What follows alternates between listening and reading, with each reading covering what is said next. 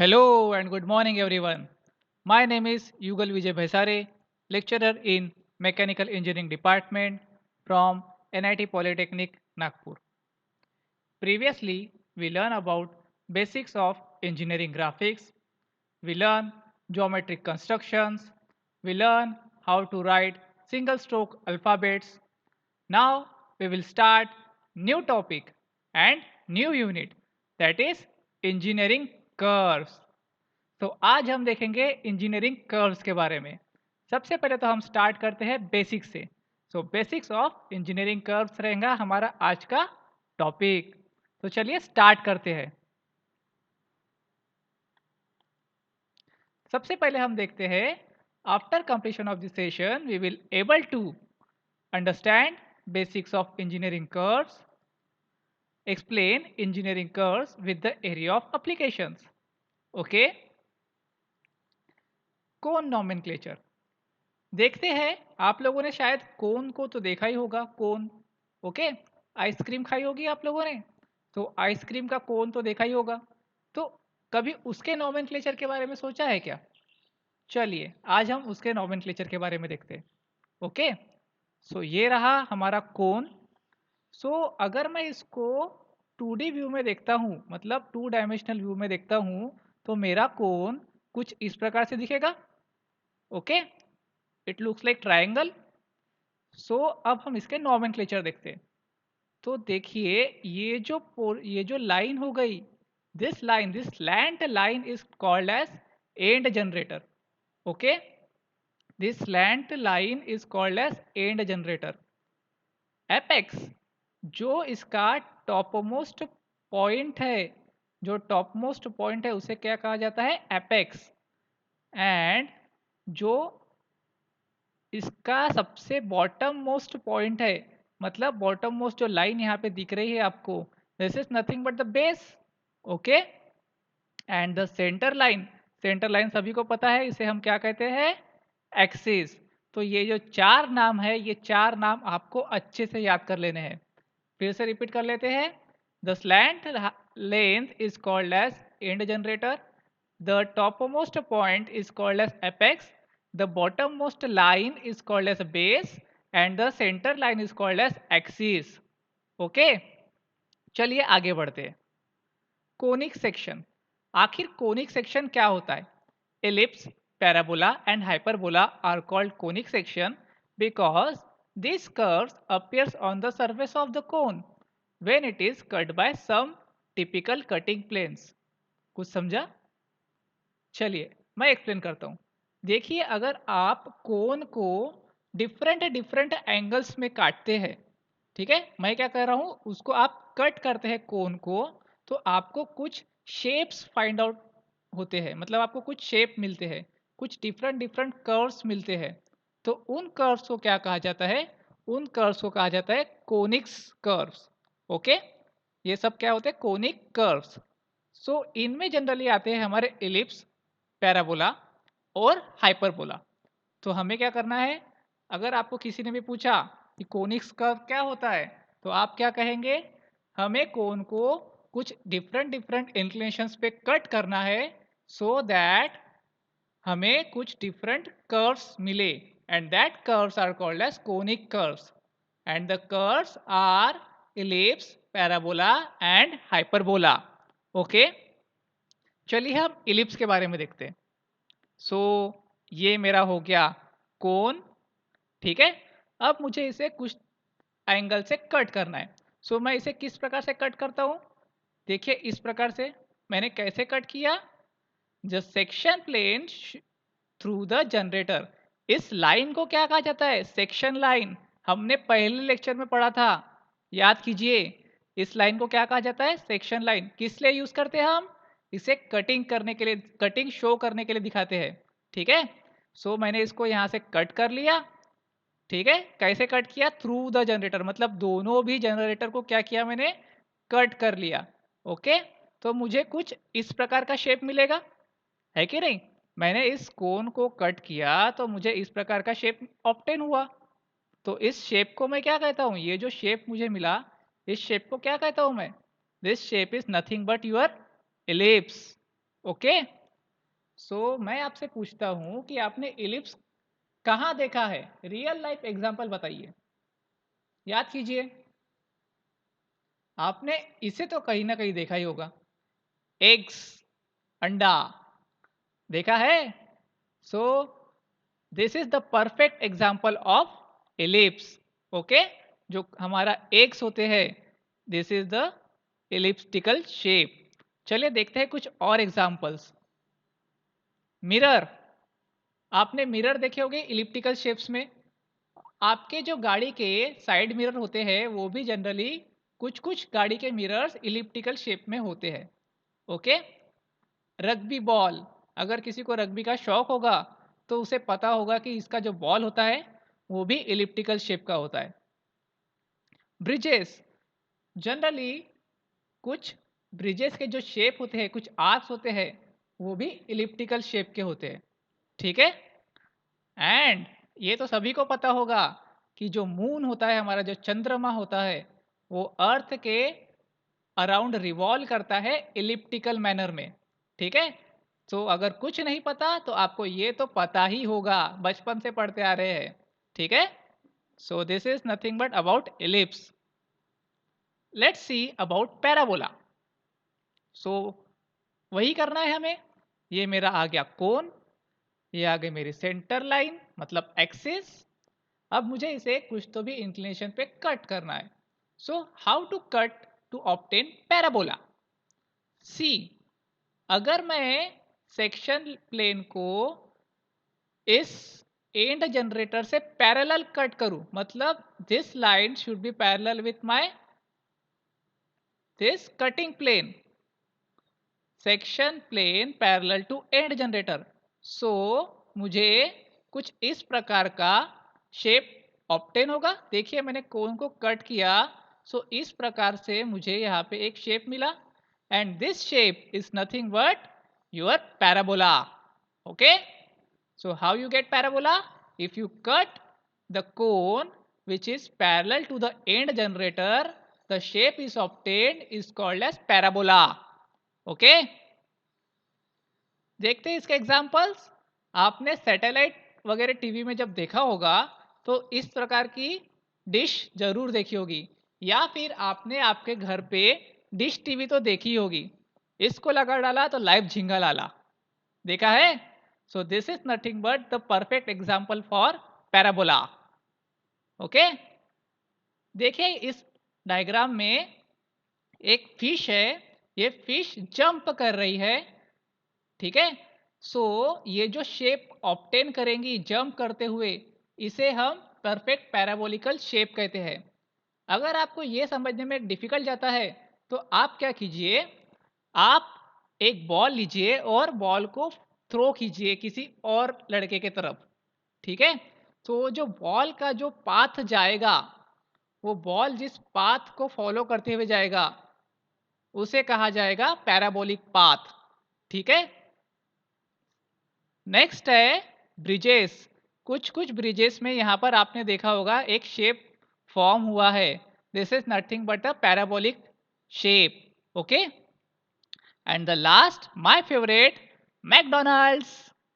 McDonald's का जो यह एम दिख रहा है, ये एम भी पैराबोलिक शेप में होता है। ठीक है। सो ध्यान में रखिए। आई होप अब आप पैराबोला और इलिप्स कभी नहीं भूलेंगे। चलिए आगे बढ़ते हैं। Next is hyperbola. सो हमें वही करना है। This is my cone with axis. Now I have to cut it at some inclination. So how to cut to generate hyperbola? Okay. See, मैं क्या कर रहा हूं, ये जो मेरी एक्सिस लाइन है इससे पैरेलल इसको कट कर रहा हूं। So section plane parallel to axis, this section plane is nothing but the parallel to axis. So मुझे इस प्रकार का कुछ शेप मिलेगा। देखिए इस प्रकार का शेप मिला मुझे, तो इसे मैं क्या कहूंगा? This is nothing but the hyperbolic shape. Okay. This shape is called as hyperbolic shape. So देखते हैं इसके एग्जांपल्स। Table lamp. तो कुछ इस प्रकार के आपने शेप देखे होंगे। This are the perfect example for hyperbola. Cooling towers, आपने कभी देखा होगा जब पावर प्लांट आप देखने जाते हो तो यहाँ पे आपको कुछ इस प्रकार का टावर दिखता है। इस टावर को कहा जाता है कूलिंग टावर। ओके, तो इसका जो शेप होता है वो होता है हाइपरबोलिक शेप। ओके, चिप्स तो सभी खाते हैं and this shapes are favourite hyperbolic shape. Okay, and some of the gears are called as are also in hyperbolic shape. Okay, these are the gears which are in hyperbolic shape. Okay, oh, it's a question time. What is circle? So just like हमने parabola, ellipse, hyperbola पढ़ा, उसी प्रकार से circle भी हम generate कर सकते हैं कोन से। थिंक अबाउट इट कि मैं कोन को किस प्रकार से काटूं सो दैट मुझे सर्कल मिले। Pause the video, think about it and then play the video again. Okay, I hope आप सभी को इसका आंसर मिल गया होगा। चलिए मैं आपको थोड़ा सा एक्सप्लेन करता हूं। So circle, so I want to get circle through cone. So this is my cone with axis.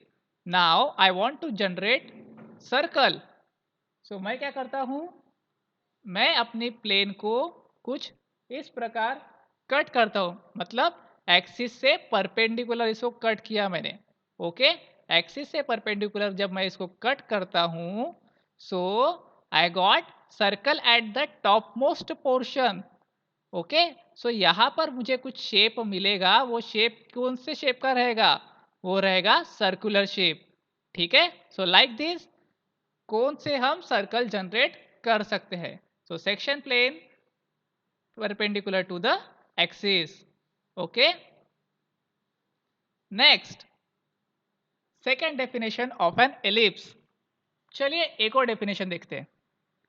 It is a locus of a point moving in a plane such that the sum of its distance from two fixed points always remains constant and the sum equals to the length of major axis. The two fixed points are focus 1 and focus 2. ठीक है, तो कुछ समझ में आया क्या? चलिए हम लोग इसको समझने का प्रयत्न करते हैं by using this diagram. So this is my ellipse. ठीक है, ये जो मेरे एंड पॉइंट्स है, ये एंड पॉइंट्स को मैं बोलता हूँ वर्टेक्स। ओके, ये मेरे वर्टेक्स हो गए और यहाँ पर भी मुझे कुछ पॉइंट दिख रहे हैं, तो ये हो गया कोवर्टेक्स। आप किसी को भी वर्टेक्स बोल सकते हैं, कोई फर्क नहीं पड़ता। ओके, ये जो मेरा सेंटर पॉइंट हो गया इसे मैं कहता हूँ सेंटर। ओके, ये हो गया मेरा मेजर एक्सिस, ये हो गया मेरा माइनर एक्सिस। ये हाफ हो गया तो हाफ को मैं बोलता हूँ सेमी मेजर एक्सिस, और ये हाफ माइनर एक्सिस है तो मैं इसे बोलता हूँ सेमी माइनर एक्सिस। ठीक है, so it is a locus of a point moving in a plane such that the sum of its distance from two fix points always remains constant. ठीक है, मतलब मैं लोकस ड्रॉ करता हूं कोई भी दो फिक्स पॉइंट से। मैंने यहाँ पे दो फिक्स पॉइंट ले लिया, फोकस 1 फोकस 2, ये मेरे क्या हो गए? फिक्स पॉइंट्स हो गए। तो मैं इसके कोई भी वर्टेक्स से, मतलब कोई भी एक पॉइंट ले लेता हूँ मैं एलिप्स से, और यहाँ से एक दो लाइंस ड्रॉ कर लेता हूँ। ठीक है, यहाँ से मैंने एक लाइन ड्रॉ कर लिया और यहाँ से एक लाइन ड्रॉ कर लेता हूँ। तो ये जो पॉइंट मुझे मिलेगा, चलिए आपको ड्रॉ करके दिखा देते हैं। सो मैं यहाँ से एक लाइन ड्रॉ कर लेता हूँ और यहाँ से भी एक लाइन ड्रॉ कर लेता हूँ। ठीक है, तो इन दोनों का जो सम रहेगा वो सम रहेगा इक्वल टू मेजर एक्सिस। ठीक है, ये ध्यान में रखिएगा, ये जो सम मुझे मिला वो इक्वल टू होगा मेजर एक्सिस और वो हमेशा कांस्टेंट होगा। ठीक है, सो इतना आपको याद रखना चाहिए, the sum equals to the length of major axis. चलिए आगे बढ़ते हैं। इसेंट्रिसिटी बहुत इंपॉर्टेंट है आपके लिए, इसेंट्रिसिटी को समझना। चलिए देखते हैं। Eccentricity of an ellipse is the ratio of distance from the centre of ellipse to one of the foci and the one of the vertices of an ellipse. Oh, tough one. ठीक है, चलिए आसान कर देते हैं। ये हो गया मेरा एलिप्स, ये हो गए मेरे मेजर एक्सिस, माइनर एक्सिस। मैंने अभी बताया था दो फिक्स पॉइंट लगेंगे। ये मेरे दो फिक्स पॉइंट हो गए जिसको मैं फोकस 1 और फोकस 2 बोलता हूँ। ठीक है, ये मेरे दो वर्टाइसेस हो गए ए बी। अब मुझे क्या करना है, ये जो डिस्टेंस है इस डिस्टेंस को मैं क्या बोलता हूँ, सेंटर से लेकर तो वर्टाइसेस तक का distance. So centre to vertices distance. And ये जो डिस्टेंस हो गया इसको मैं क्या बोलूंगा, सेंटर से फोकस का distance. So centre to focus distance. And what is the definition of eccentricity, the eccentricity of an ellipse is the ratio of distance from centre of ellipse to the one of the foci to one of the vertices of the ellipse. मतलब अगर मैं centre से जो vertices का distance, centre से focus का distance upon centre से vertices का डिस्टेंस, अगर मैं इनका रेशियो लेता हूं तो वो क्या होगा, eccentricity. So the ratio is called as eccentricity. ठीक है। अब इसे आप ध्यान में रखिए, इलिप्स की इसेंट्रिसिटी एक से कम रहेगी, लेस देन 1। पैराबोला की eccentricity equals to 1 and hyperbola की eccentricity which is equals to greater than 1। Okay, so इतना आप याद रखिए। सो यूनिट आउटकम्स अचीव्ड, इतना हम लोगों ने पढ़ लिया। अब हम क्या यूनिट आउटकम अचीव कर पाए, we are able to explain engineering curves with areas of applications. Summary of today's lecture, क्या सीखा हमने, we learn the concept of eccentricity, focus, directrix, vertex, conic sections, and the applications of engineering curves. And these are your program outcomes that is achieved. Okay. In further lectures, आगे वाले lectures में हम क्या पढ़ेंगे, हम पढ़ेंगे ellipse, parabola, hyperbola को बनाने के टेक्निक्स। सो एलिप्स को बनाने के लिए कुछ टेक्निक्स है, concentric circle, rectangular method, oblong method, arc of circle, four centre method. So आपके सिलेबस में कॉन्सेंट्रिक सर्कल मेथड है, आर्क ऑफ सर्कल मेथड है और फोर सेंटर मेथड है। सो हम लोग सबसे पहले इसे डिस्कस कर लेंगे। ठीक है। उसके बाद पैराबोला, पैराबोला में टेक्निक्स कौन से है, रेक्टेंगुलर मेथड है, मेथड ऑफ टेंजेंट्स है और बेसिक लोकस मेथड है। आपके सिलेबस में रेक्टेंगुलर मेथड हम पढ़ेंगे एंड डायरेक्ट्रिक्स फोकस मेथड पढ़ेंगे। ठीक है, जो गिवन है हम उसे पहले कंप्लीट कर लेंगे। लास्ट है हाइपरबोला। सो हाइपरबोला के लिए टेक्निक्स है, रेक्टेंगुलर हाइपरबोला कोऑर्डिनेट्स गिवन रहते हैं जिसमें, फिर रेक्टेंगुलर हाइपरबोला जिसमें हमें पीवी डायग्राम दिया रहता है, एंड लास्ट है बेसिक लोकस मेथड। सो आपके सिलेबस में डायरेक्ट्रिक्स लोकस मेथड गिवन है, हम इसे भी कंप्लीट कर लेंगे। ओके, सो फर्दर लेक्चर्स में हम ये सब पढ़ने वाले हैं। सो रेडी रहिए और कॉन्फिडेंट रहिए। आई होप आप सभी को ये लेक्चर बड़ा पसंद आया होगा। So that's all from today. Thank you. Happy learning and keep learning.